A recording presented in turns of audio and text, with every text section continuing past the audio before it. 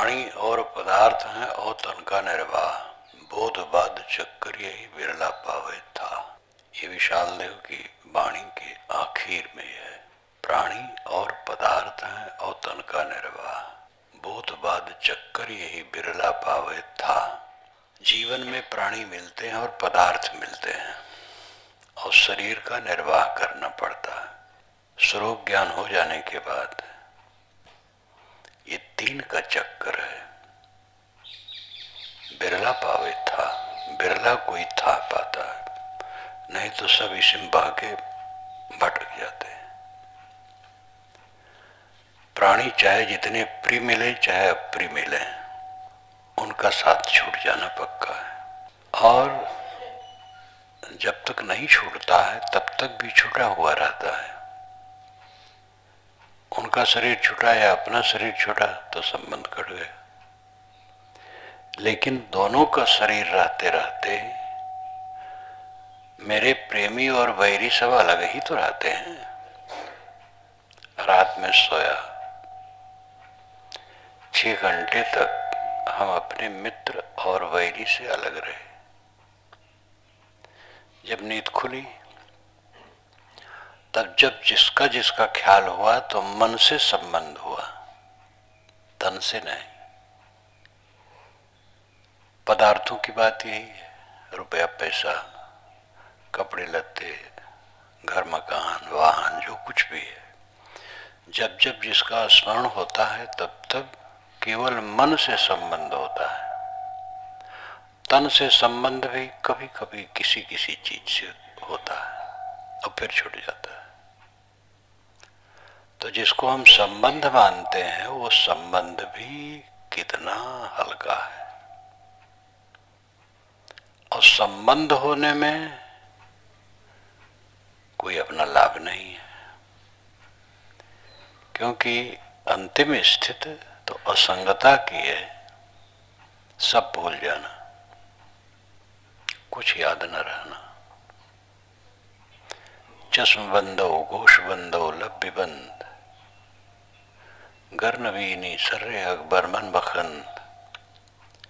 आंखें बंद कर लो, कानों को बंद कर लो, ओठों को बंद कर लो, इतने पर भी सत्य के दर्शन न हो तो मेरा मजाक उड़ाना। ये रूमी साहब ने कहा।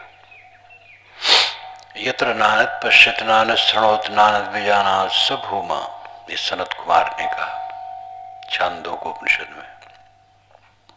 यत्र जहां पर, जिस स्थिति में, ना अन्यत पश्यति, दूसरे को नहीं देखता, ना अन्यत शृणोत, दूसरे को नहीं सुनता, ना अन्यत विजानात, दूसरे को नहीं जानता, सब भूमा, वो भूमा की स्थिति है, उच्च स्थिति। कबीर साहब की साखी, समझ बूझ जड़ हो रहे, इतना ही काफी है। पहले समझ बूझ ले फिर जड़ होए, जड़ नाम मूर्ख बन जाए। ये अहंकार ज्ञान का अहंकार और डुबाने वाला है। समझ बूझ जड़ हो रहे, और इतना ही नहीं कि बल तज निर्बल होए, शरीर बल, बुद्धि बल, प्रतिभा बल, प्रतिष्ठा बल, और जितना भी बल है सबको छोड़ करके निर्मानी हो जाए। कुछ मेरा नहीं। कहें कबीर ता संत का पला न पकड़े कोई, ऐसे संत का कोई पल्ला पकड़ नहीं सकता। पल्ला निचला कपड़ा, पहनने पर जो लटकता है वो कपड़ा, उसको कोई पकड़ नहीं सकता। किसी को पकड़ने के लिए उसके पहने हुए कपड़े को पकड़ने से वो बस में हो जाता है। पुलिस जब उचक्कों को पकड़ती है तो गले के पास उसके कपड़े को पकड़ लेती, शर्ट इत्यादि को, फिर वो छोड़ा नहीं पाता। पला न पकड़े कोई, पहले का कपड़ा अंतरी उत्तरी रहा, दो ही कपड़े थे, अंतरी उत्तरी। अंतरी आज की भाषा में अंडरवियर कह सकते हो, उत्तरी ऊपर का कपड़ा, शर्ट इत्यादि। अंतरी है धोती, उत्तरी है ऊपर का चद्दर। रामकृष्ण इत्यादि के चित्र में देखो यही है, नीचे धोती पहने हैं और ऊपर चद्दर ओढ़े हैं। अंतरी उत्तरी दो वस्त्र। तो जो पहना हुआ कपड़ा है, ओढ़ा हुआ नहीं, पहना हुआ, बंधा हुआ, उसके छोर को पकड़ लेने पर वो छुड़ा नहीं पाएगा।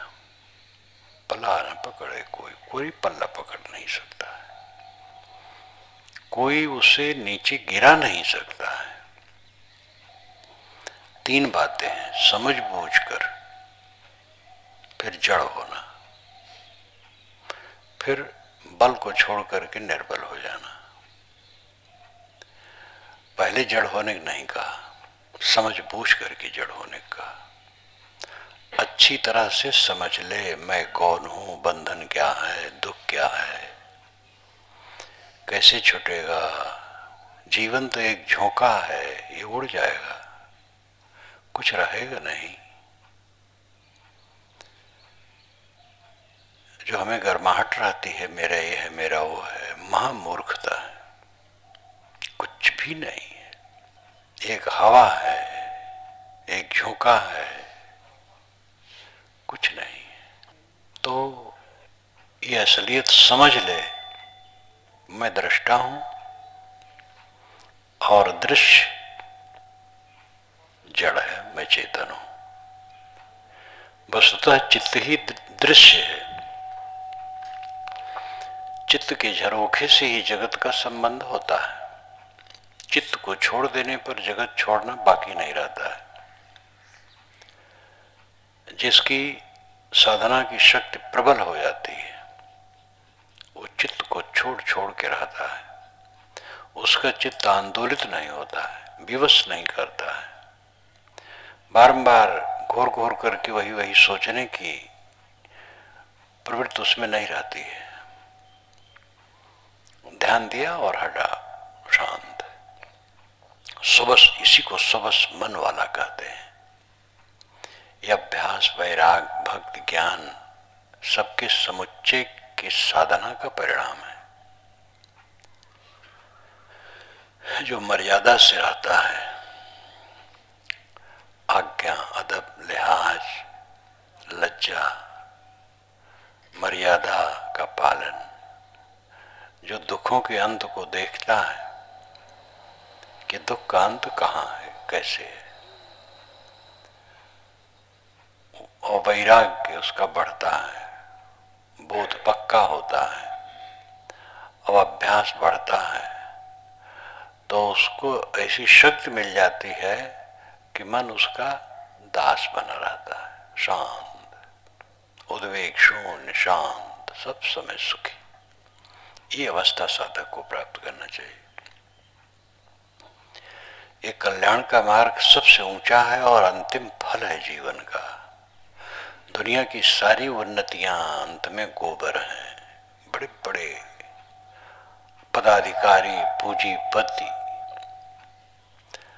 और राजपुरुष बिलबिला बिलबिला के मरते हैं, दुख में सब मरते हैं, क्योंकि एक ही द्वार है, अपने आप को समझ लेना और अपने से अलग की चीजों का राग सर्वथा मिट जाना। कुछ खाने, भोगने, देखने, सुनने की इच्छा न होना, सबसे निवृत्त। यही रास्ता, दूसरा रास्ता ही नहीं है उसके लिए। जब साधक अपने कल्याण के महत्व को समझता है तो प्रमाद नहीं करता है। ये जो देखते हो कितने साधु मार्ग में आते हैं और वो स्वतंत्र होने की इच्छा करते हैं और भटकते हैं, महामूर्ख हैं। अच्छी संगत में रहकर, मर्यादा में रहकर भी जो अपना पूरा मन नहीं देगा उसका काम पूरा नहीं होगा। और जो मर्यादा छोड़कर उन्मादी होके भटकते हैं, नरक के सिवा क्या है। ये मनमानी वेशधारी, यहां से वहां, वहां से वहां। किसी भगत यहां या किसी मठ पर गए तो कैसे वो कह देना है हट जाओ, रहो खा पी लो एक दो दिन, न वहां इज्जत है और अपने में तो खोया खोया ही सब है। जब साधक गुरु और संतों की शरण में रहकर, मर्यादा में रहकर भी अगर पूरा मन न दे तो पूरा काम नहीं होता है। तो मर्यादा विहीन भटकने वाले जहां कुसंग कुसंग सर्वत्र, क्या वो स्थित पाएंगे। गृहस्थ तो यहां साधु जाएगा तो गृहस्थ से क्या पाएगा, भोजन, रुपए पैसा कुछ पा जाएगा, और क्या पाएगा, बोध पाएगा। और भोजन वस्तु सब मिलते रहता है, किस लिए घर छोड़े, उसका ख्याल ही नहीं, उनको समझ ही नहीं है। उत्साह में आ गए, फिर गुरु बनने की इच्छा हो गई, प्रचारक बनने की इच्छा हो गई और डूब गए। नरक नरक। जो समझ पाए उसको ध्यान देना चाहिए। गृहस्थ है तो भक्ति में अपना मन बांधे रखे, मर्यादा, गुरु मर्यादा, संतों की शरण और भक्ति में मन लगाए रखे, प्रमाद न करे, तो उसकी आध्यात्मिक उन्नति होगी। और जो साधु है वो तो बहुत ही संवेदनशील जगह पहुंच गया है, यानी ऊपर की धार,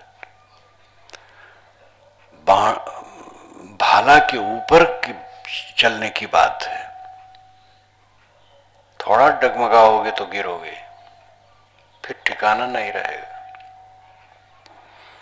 जो साधक संत गुरु का आधार लेकर के मर्यादा से रहता है, और इसके मूल में जब वो समझे कि किस लिए हम निकले हैं और क्या करना है, और ये काम कहाँ पूरा होगा, ये काम शुद्ध संग में पूरा होगा जब भक्ति विनय समर्पण भाव होगा। उसके साथ फिर वैराग की प्रखरता, असलियत को समझो, वैराग अपने आप आएगा। तो वैराग इसीलिए ढील होता है कि हम असलियत को नहीं समझते हैं। ये मांस के लोथ, टट्टी पेशाब की पोटली शरीर को कुछ और समझते हैं, रमणी तो राग बुद्धि होती है, और इसकी असलियत को देखता रहे तो वैराग किसी और क्या होगा। और सब कुछ की छिन्न भिन्नता, सबका मिटना क्या रहेगा। जो इस तथ्य को देखता है वैराग उसका बढ़ता है। स्वरूप ज्ञान, भक्ति और वैराग, ये तीनों जिसके जीवन में प्रखर होते जाते हैं उसकी दृष्टि साफ होती जाती है और चित्त की स्वच्छता होती जाती है, चित्त उसका स्वच्छ रहता है। और ये ध्यान दो कि अंतिम स्थिति क्या है, सब भूल जाना। समाधि अंतिम स्थिति है, संकल्पों को छोड़ के शांत हो जाना। शरीर छूटेगा, संकल्प शांत हो जाएंगे। गाढ़ी नींद में जाते हो, संकल्प शांत हो जाते हैं। गाढ़ी नींद मुक्ति की वानगी है, गाढ़ी नींद में कोई क्लेश नहीं है। जागते जागते जिसका मन शांत है, क्लेश से मुक्त है, और जब उसका शरीर छूट जाएगा सदा के लिए क्लेश से मुक्त है। इस स्थिति को मजबूत करना चाहिए सब साधकों को। अनासक्ति भाव, सेवा भाव, अनासक्ति भाव, ये दोनों विरोधी नहीं। कई बार कहता हूं निर्वेद और कर्म, इसका द्वंद्व सदा से रहा है। जो नहीं समझ पाए हैं, निर्वेद वाले कर्मों की निंदा किए हैं और कर्मवादियों ने निर्वेद की निंदा की है। निर्वेद का मतलब वैराग्य। दृढ़ निर्वेदन जाको होए सोई मुमुक्ष बड़ भाग। निर्वेद ग्लानि, संसार की असलियत को जो जितना देखता है निर्वेद हो जाता है। सब छिन्न भिन्न, सब मिटने वाला, कुछ रहने वाला किसी का नहीं। सारा अहंकार थोड़े दिन में चूर हो जाता है सबका। इसको समझ करके जो पहले ही से अहंकार विसर्जित कर देता वो मुक्त है। और अहंकार में फंसा फंसा प्रकृति के द्वारा उसका अहंकार चूर्ण हुआ तो उससे मोक्ष थोड़े हुए। प्रकृति ने शरीर को गला दिया, बूढ़ा हो गया, उठ बैठ नहीं पाता है, तो इससे मोक्ष थोड़े होगा। जब स्वस्थ रहते हुए इसको सड़ी हुई समझे, मिटी हुई समझे इस देह को, तब फिर वो कृतार्थ रूप है, प्रसन्न है, आनंदित है अंदर से। समझ बूझ जड़ हो रहे हैं, समझ बूझ ले ठीक से, फिर जड़ हो जाए, अनाड़ी बन जाए। साधक न तो किसी की निंदा के चक्कर में पड़ता है, न प्रशंसा के। विशेष प्रशंसा किसी करने की जरूरत नहीं है। एक दो वाक्य में ठीक है किसी की अच्छाई, बहुत प्रशंसा करने की आवश्यकता नहीं है, उससे प्रेरणा लेना चाहिए। और निंदा तो किसी भी नहीं करना है। और सबसे नीच और तुच्छ मैं हूं, सब अच्छे हैं, मैं सबसे घटिया आदमी हूं, खराब आदमी हूं। अपने पर ध्यान देना है, अपने को ठीक करना है। और अपने को जो ठीक करता रहता है सदैव कृतार्थ है। समझ बूझ जड़ हो रहे, बल तज निर्बल हो। कहें कबीरता संत का भला न पकड़े कोई। ये सब वचन साधन और अनुभव के स्रोत से निकले हैं, किताब देख करके नहीं निकले, सुन करके नहीं निकले, जी करके निकले। चाहे सनत कुमार के वचन हो, चाहे रूमी साहब के वचन हो, चाहे कबीर साहब के वचन हो, चाहे अन्य किसी देश काल के संत के वचन हो, जो वचन निर्णय के हैं, बोध के हैं, अंतिम हैं, वो किसी न किसी का अनुभव है। सब कुछ भूल जाना, यही तो परमानंद है। और अनासक्त हुए बिना ये काम नहीं होगा। और अनासक्त होना कर्म का विरोधी नहीं है। यह अनासक्त पुरुषों के जीवन को देख करके और स्वयं अनुभव भी करके जाना जा सकता है। श्री काशी साहब महावैराग्यवान पुरुष थे, लेकिन कर्मशील। बुरहानपुर में वो रहते थे। छिलके, दातून के छिलके पड़े हुए इधर उधर उठा करके सब कचरे में डाल देते थे। सामान्य साधु भगत की छिलके पड़े, किसी को कोई परवाह नहीं, उठा सब पताल कुआं से पानी निकाल करके फर्श धो देते थे। जहां देखे त्रुटि स्वयं करने लगे। और उनका अदब ऐसा था कि उनके हाथ से कोई लेने की हिम्मत नहीं करता था। और इतने नम्र थे कि अपना पैर किसी बराबर और बड़े के खड़ाओं में लग जाए तो तुरंत उसको पोंछ के रखते थे। और जो नए साधक आए हैं उनको बीजक याद कराना और बाकी को बीजक पढ़ाना, स्वयं पुस्तक लिखना, मठ का प्रबंध देखना, कोई घर में, मकान में, आश्रम में कहीं गड़बड़ी, स्वयं चढ़ करके मरम्मत करने का प्रयत्न करना। अद्भुत कर्म और निर्वेद दोनों उनमें था। श्री विशाल साहब की स्थिति अलग थी।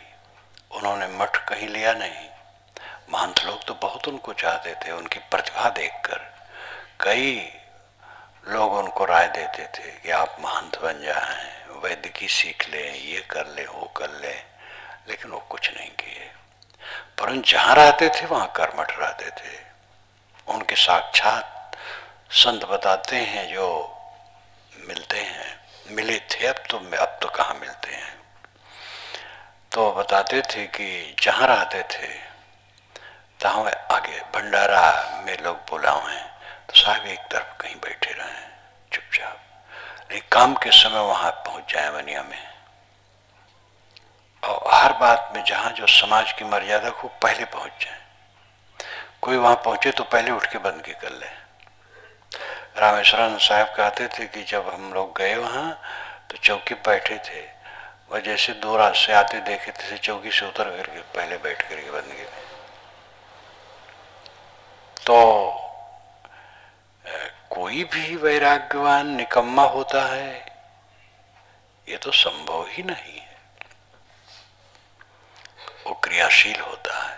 अब कर्म, सब कर्म की योग्यता एक समान नहीं रहती, दो आदमी की बुद्धि एक समान नहीं रहती, फर्क रहता है। ये तो दुर्योधन ने कहा, कल मैं लिखा हूं, भीष्म पितामह के सामने खड़ा हुआ और कहा, पितामह दो मनुष्यों की बुद्धि बराबर नहीं होती है, और अगर कहीं दो सेना के प्रधान सेनापति एक समान बुद्धि वाले हैं तो होड़ में वो दोनों की वीरता चमकती है। हमारी 11 छोड़ी सेना ये चींटियों की तरह बिखर करके खत्म हो जाएगी अगर कोई जबरदस्त सेना नायक न हो तो। आप सभी सेनापतियों में ऊपर रहें, ये पद आपको मैं देना चाहता हूं। दुर्योधन भी मूर्ख तो नहीं था, बस लोभ में पड़ करके बुद्धि उसकी भ्रष्ट थी, और अधिक राजे उनका अनुसरण करते थे। तो कहीं लिखने योग्य है जहां प्रसंग पड़े कि कृष्ण न होते तो पांडु जीत ही नहीं पाते। कृष्ण की कूटनीति और कृष्ण की चालाकी और समझदारी, पहले राजसूय यज्ञ के पहले ही जरासंध को उन्होंने उनके घर में ही जाकर के मरवा दिया, और जरासंध जैसा बलवान पूरी एशिया में कोई नहीं था, और सब राजे उसका अनुसरण करते थे। श्री कृष्ण ने कहा, हमारे ससुर जी जरासंध के कुछ लग्गू रहते हैं, रुक्मिणी के पिता नागपुर के राजा। शिशुपाल हमारे फुफेजात भाई, उन्हीं के कुछ लग्गू हैं, उन्हीं के सेनापति बने रहते हैं। लेकिन उन्होंने ऐसी कूटनीति का चाल चला, वहां मैंने लिखा जरासंध जहां मारा गया है कि इतना भोला जरासंध नहीं था, ये और ढंग से ही चालाकी से काम किया गया है। जरासंध को मरवा दिया, और शिशुपाल की बेवकूफी युधिष्ठिर के यज्ञ में उसने गाली दी तो उसको वही मार दिया खुद। ये दो बड़ी शक्तियां जो दुर्योधन का काम कर सकती थी खत्म हो गई। उसके पश्चात भी उनकी कूटनीति ने ये काम की, नहीं तो दुर्योधन के पक्षधर पूरी एशिया के क्षेत्र में अधिक थे, पांडवों के पक्षधर उतने नहीं थे। तो श्री कृष्ण के नाते इनकी विजय हुई, और विजय तो क्या है, दुख है, लेकिन जो तो दो आदमियों के कर्म एक समान नहीं होते हैं। कोई ऐसा होता है कि वो काम लाखों में कर लेता है, कोई दीर्घ समय में करता है, अब कोई जो तेज है वो भड़बड़ाता है। प्रेम प्रकाश की आदत है, वो तेज आदमी, तो क्या ये करते हो, उलझ जाते थे। लेकिन उनका स्वभाव ऐसा कि वो सहज उलझ के बस तुरंत फिर मीठे, फिर घुल मिल करके प्यार। हमसे कहें आप ब्रह्मचारियों को ठंडा बना देते, हम कहे ठंडा बनाना हमारा काम है, आपको भी मैं चाहता हूं ठंडा हो जाओ। तो जो तेज लोग होते हैं और जो धीरे काम कर पाते हैं उन पर उलझ जाते हैं। जवाहरलाल एकदम बड़बड़ा उठते थे, लेकिन जवाहर भी जवाहर तो था, हीरा था। स्वभाव का अंतर, यही आनंद भवन से जवाहर पत्र लिखते थे। गांधी पत्र आए तो लिखें कि बापूजी आपका पत्र आया, मुझे बड़ा दुख हुआ, लेकिन मैं आपको छोड़ नहीं पाऊंगा। और उधर साबरमती से वो पत्र लिखे, जवाहर, तुम्हारा पत्र मिला, मुझे बड़ा कष्ट हुआ। दोनों के विचारों में फर्क, लेकिन मैं तुम्हें छोड़ नहीं सकता। बलराम की बात क्या है, अभी उसको लिखने की बात सामने आया है।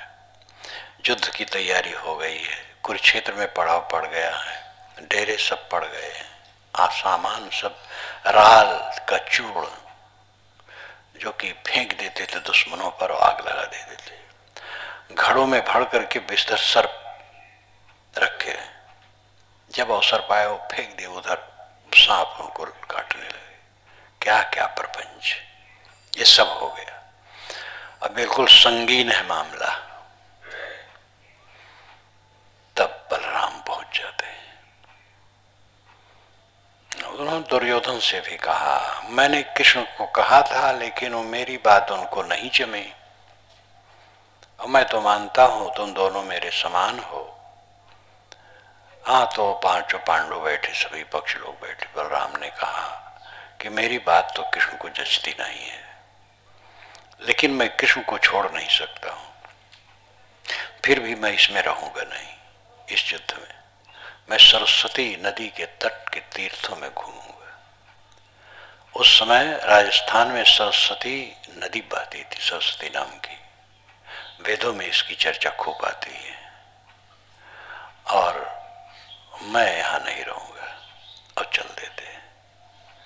बलराम के छोटे भाई कृष्ण हैं, रोहिणी के पुत्र बलराम हैं, देवकी के ये हैं, लेकिन मैंने सब सगे संबंध बड़े भाई लगते हैं बलराम।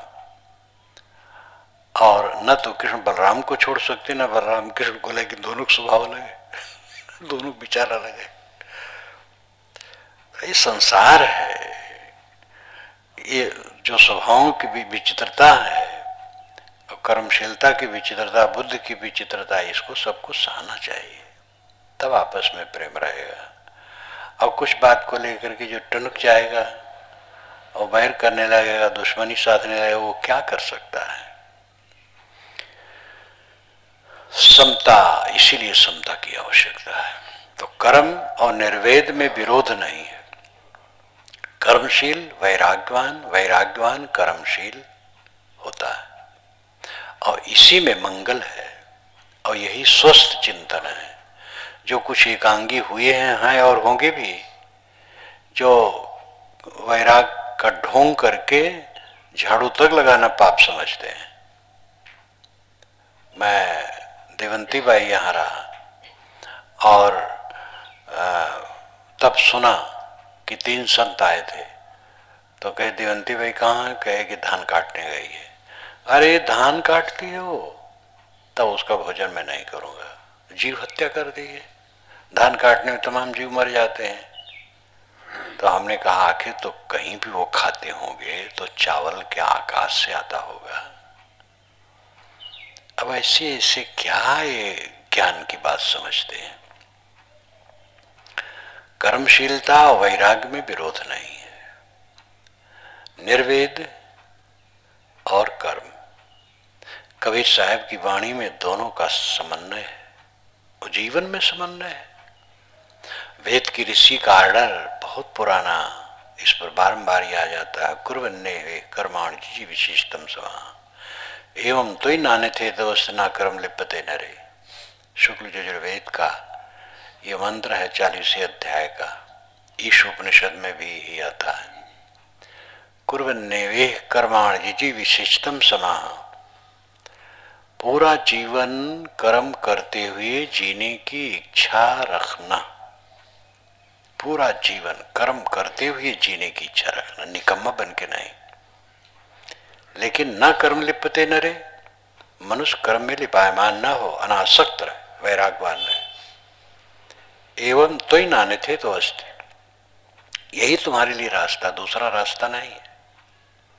ये इतना पक्का विचार है, इसको कोई नहीं काट सकता। जीवन है तो कर्म की जरूरत है, और कर्म में लिपट करके आसक्त हो तो रोगे, अनादिकाल से रो रहे हो। कर्म करो और कर्म करे और है कर्मी है, ऐसी युक्ति बतावे। कर्म करे और अकर्मी रहे, मेहनती रहे, वैरागवान रहे, श्रमशील रहे और दृढ़ निर्वेद में रहे,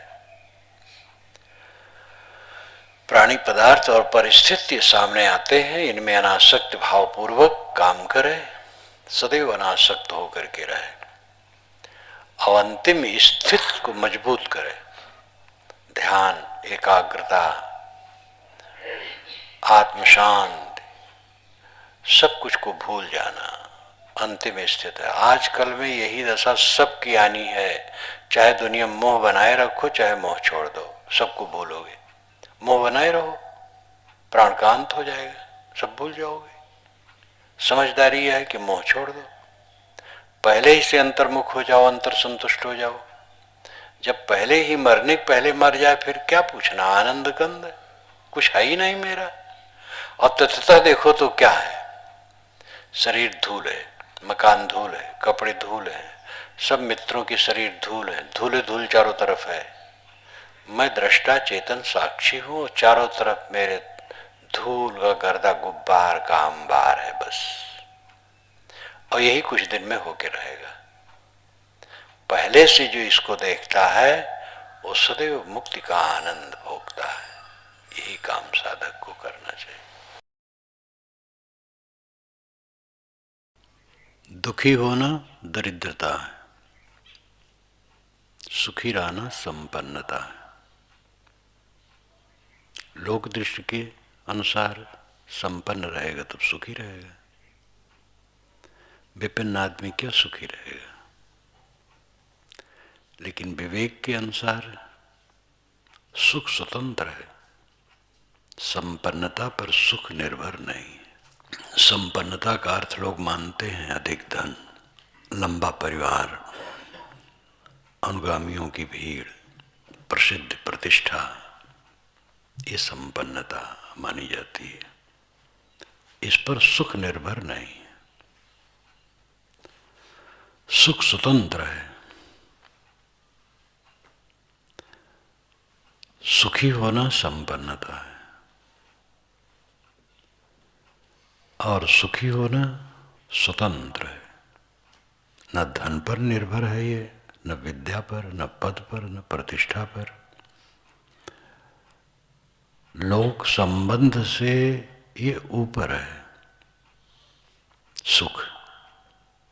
इसलिए बड़ा स्वतंत्र, बड़ा सहज, बड़ा सरल, सबके लिए सुलभ है। धनी न हो, विद्वान न हो, प्रतिष्ठित न हो, लोगों में परिचित न हो, लोग जानते न हो उसे,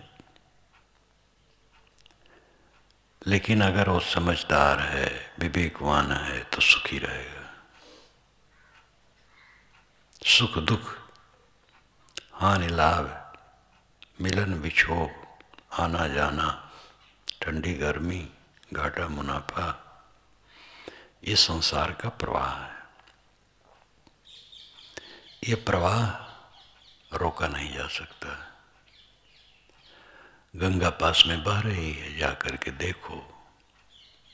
गंगा की धारा रोक सकते हो? गंगा, जमुना, सरजू, कोई नदी हो, धारा को नहीं रोक सकते हो। आगे रोकने की चेष्टा करोगे तो धारा दूसरे तरफ से फूट करके बहेगी और रुक नहीं सकती है। संसार का प्रवाह रुक नहीं सकता है। ठंडी आती है, गर्मी आती है, अनुकूलता मिलती है, प्रतिकूलता मिलती है, संयोग होता है, वियोग होता है, मिलन विछुड़न, घाटा मुनाफा, प्रिय अप्रिय के दर्शन, ये कभी मिट नहीं सकते। जिनका मन ये सबसे ऊपर होता है वो सुखी होता है। और ये विवेक के बल पर होता है। विवेक का मार्जन करते करते जब चित्त विवेक में एकदम रम जाता है, विवेकमय चित्त हो जाता है, तब ये दशा आती है। जान लेने से खाली नहीं आती है। जान लेने से समय से थोड़ा अपने को धक्का से बचाया जा सकता है। जानता है आदमी तो ज़्यादा धक्का लगा अनुकूल प्रतिकूल का तो थोड़ा सोचता है। लेकिन जो निर्मल दशा है, सब समय सुखी रहना, ये कठोर परिश्रम का परिणाम है। और एक दिशा की बात नहीं है। धनी लोग कठोर परिश्रम से इतने बड़े धनी हुए हैं, विद्वान लोग कठोर परिश्रम से इतने बड़े विद्वान हुए हैं। किसी दिशा में अगर कोई उन्नत है तो दीर्घकालीन कठिन परिश्रम का वो परिणाम है, एक बार ही नहीं हो गया। इसी प्रकार साधना की बात है। साधना में जो निरंतर लगा रहेगा उसको ये दशा मिलेगी। साधना में न लगने का कारण है देहाभिमान, काम वासना, लोभ मोह, ऐश्वर्य की इच्छा, सम्मान की इच्छा, प्राप्ति की इच्छा। साधु हो गए तो गुरु बनने की इच्छा, सम्मानित और पूजित होने की इच्छा। वेश धरते ही अधिकतम वेशधारी यही समझते हैं कि हम पुजवाने के लिए हुए हैं, और जो महाधोखा है। उच्च कोटि के साधक ये कभी सोचते ही नहीं है। वो तो अपने कल्याण के लिए विनम्र होकर के गुरु की शरण में आए हैं और अपना काम करना है, ऐसा वो सोचते हैं। भूल भुलैया, मन की भूल भुलैया बहुत है। समझते समझते लोग कहाँ समझ पाते हैं, भटक जाते हैं। जितने साधक भटकते हैं, जो मर्यादा से हट जाते हैं, साधना से हट जाते हैं, भक्ति सेवा से हट जाते हैं, वैराग बोध की रानी से हट जाते हैं, उन्हीं को भटकना कहा जाता है। तो भटकने के कारण सब हैं। जो एक ही कारण है विषयासक्ति। विषयासक्ति में सब बंधन आ जाते हैं। गुरु बनने की इच्छा विषयासक्ति है। गुरु बनने की इच्छा का मतलब क्या है? हम चौधरी हैं सबके, तो ये देहाभिमान लेकर के ही तो है। देह विषय है, पदार्थ है।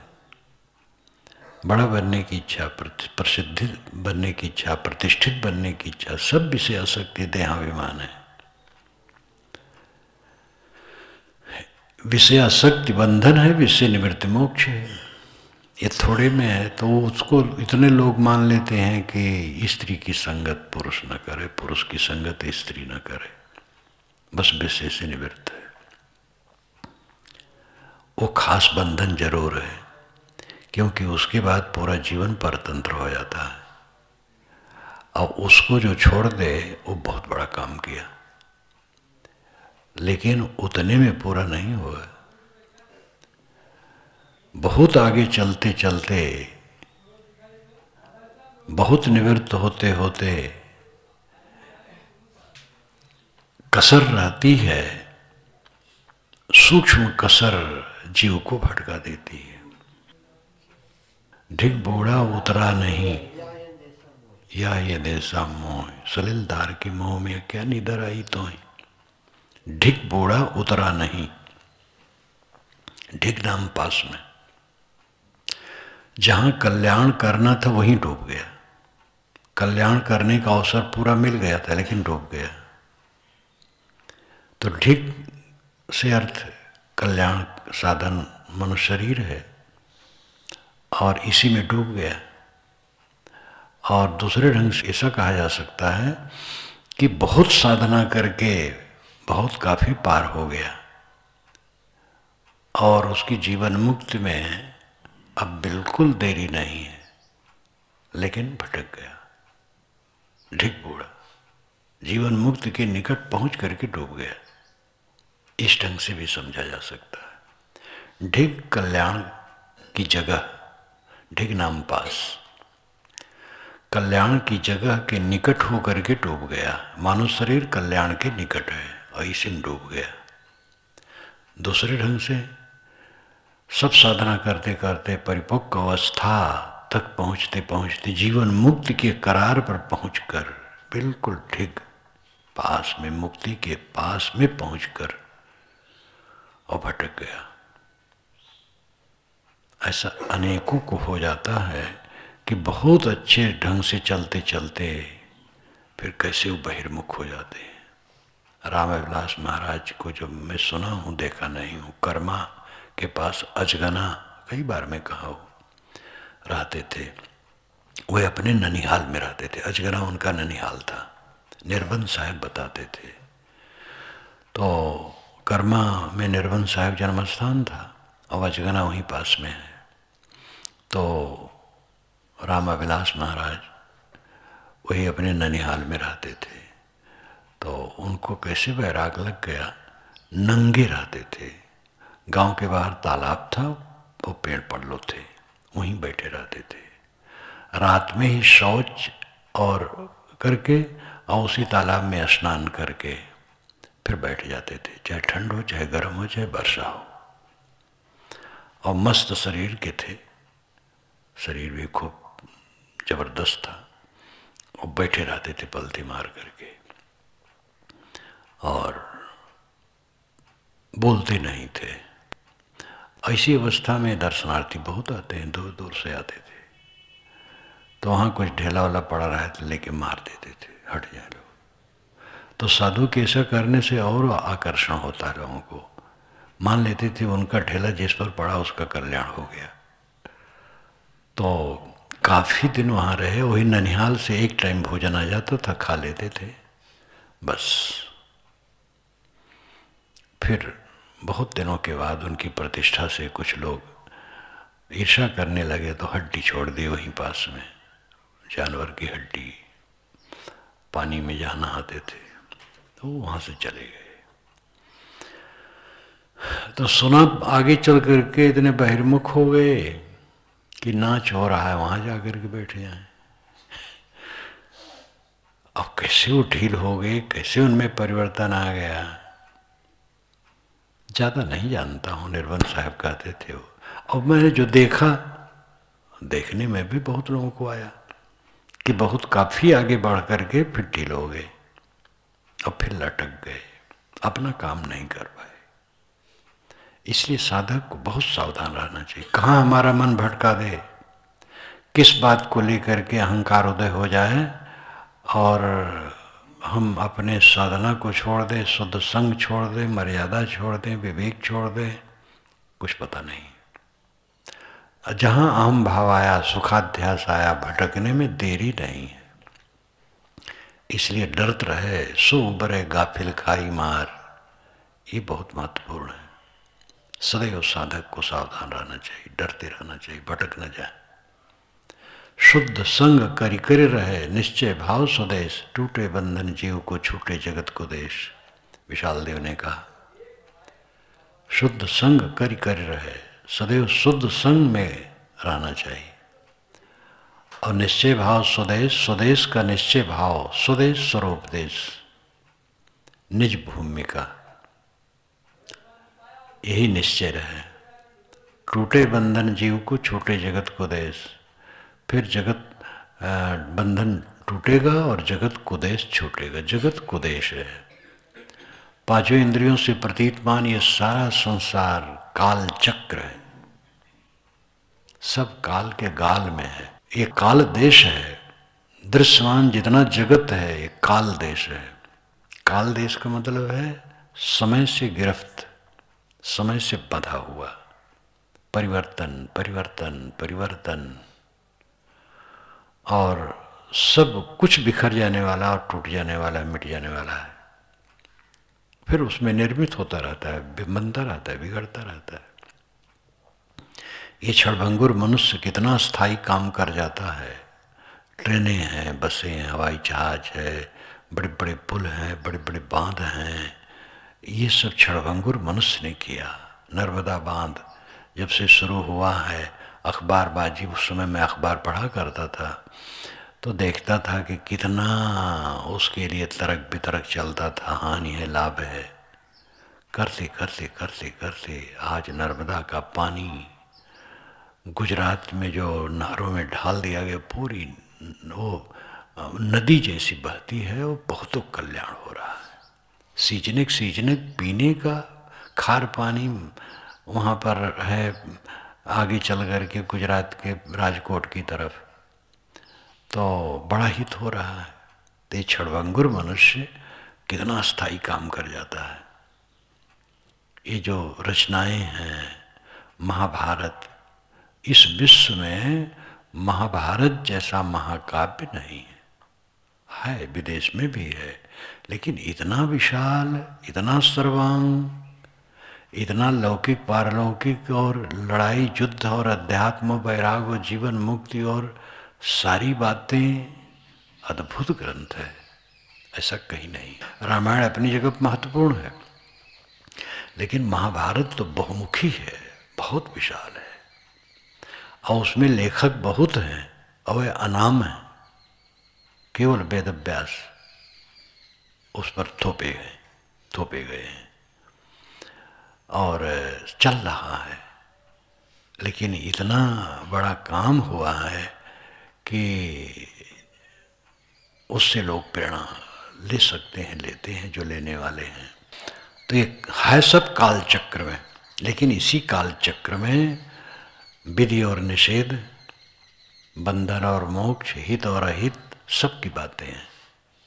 कल्याणार्थी अपना कल्याण करता है, नाम रूप का मोह मिथ्या है। जो कुछ हम नाम रूप हमारे इर्द गिर्द लगा हो सब मिथ्या है। सेवा करो और अपना शांति लो, ऐसा काम करो जिससे स्वयं को शांति मिले और दूसरे की सेवा हो जाए। और ये मोह कि जो हम नाम रूप माने हो स्थिर रहे, किसी की स्थिर नहीं रहा, हमारा कैसे स्थिर रहेगा? हमारा मानना ही अपराध है, हमारा कुछ है ही नहीं। जितने नाम रूप हैं सब मिथ्या हैं, सब थोड़े दिन में गल करके बह करके पता नहीं कहाँ चले जाएंगे। इस विवेक को सदैव जागृत रहना चाहिए साधक को।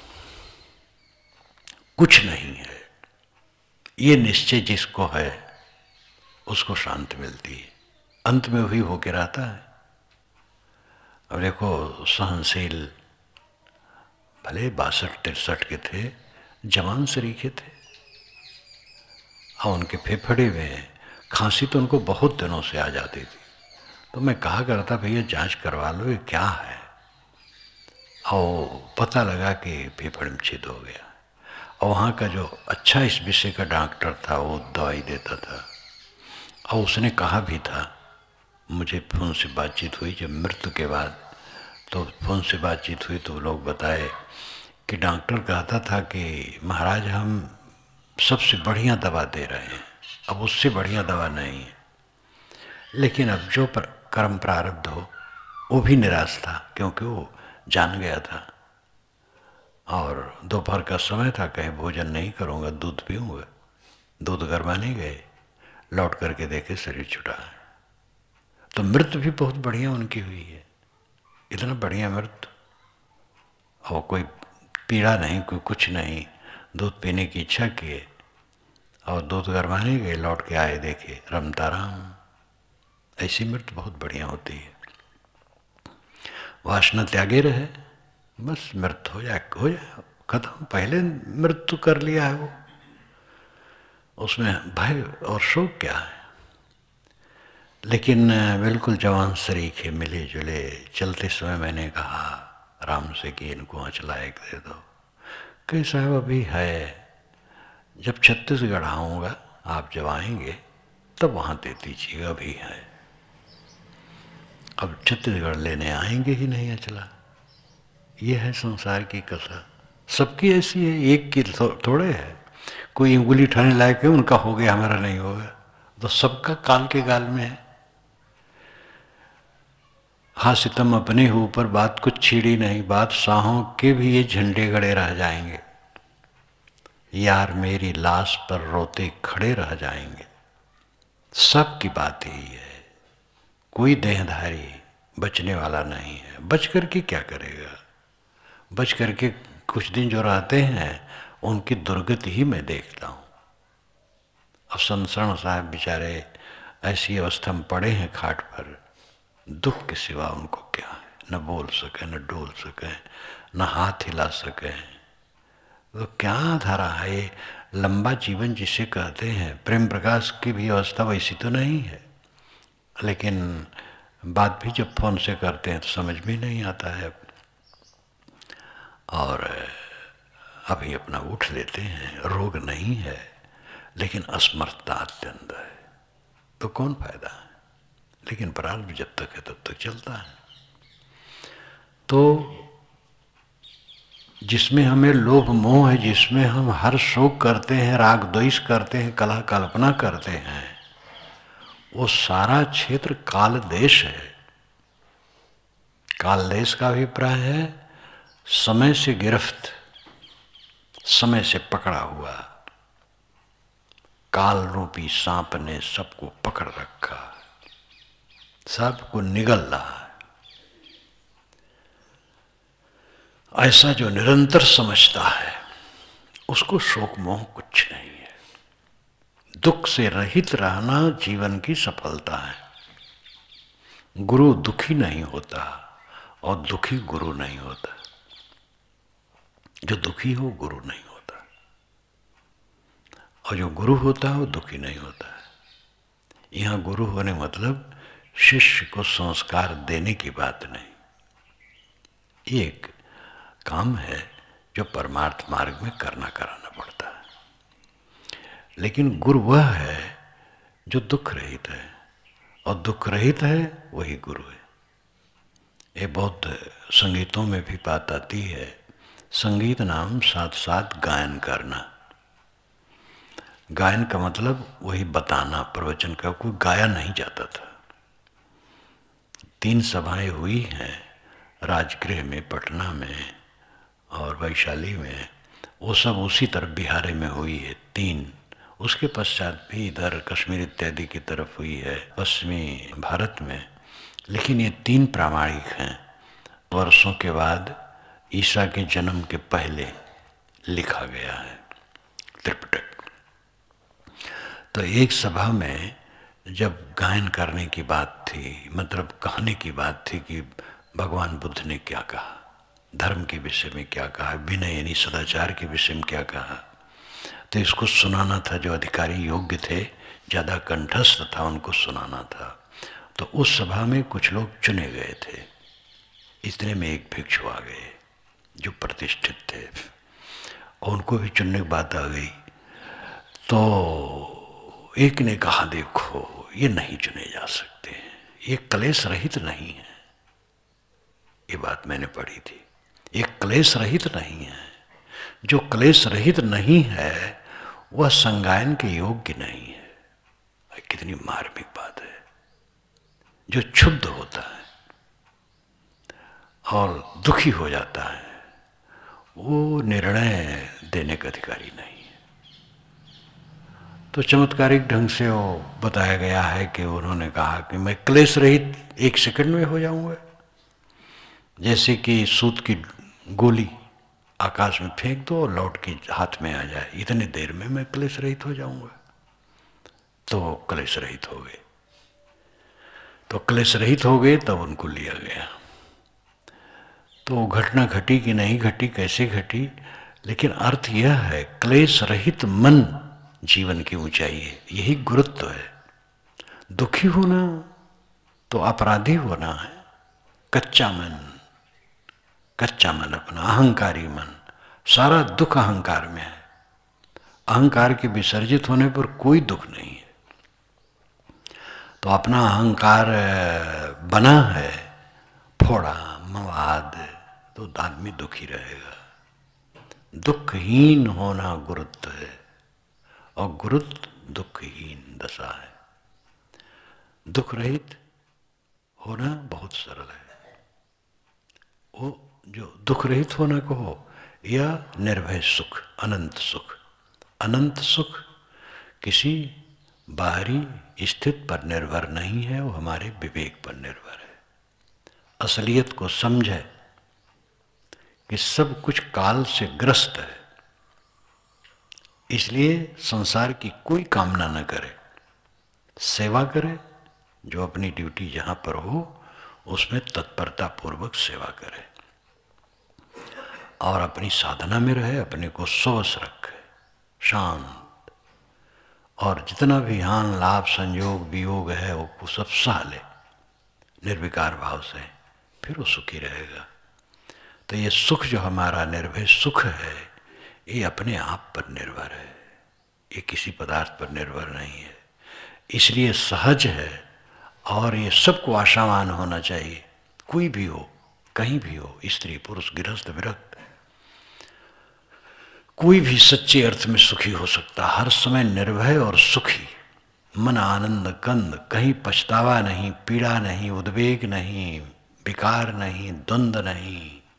ये जीवन की ऊंचाई है, और यही शुभकामना है कि सब ऐसे अपना जीवन बनाओ।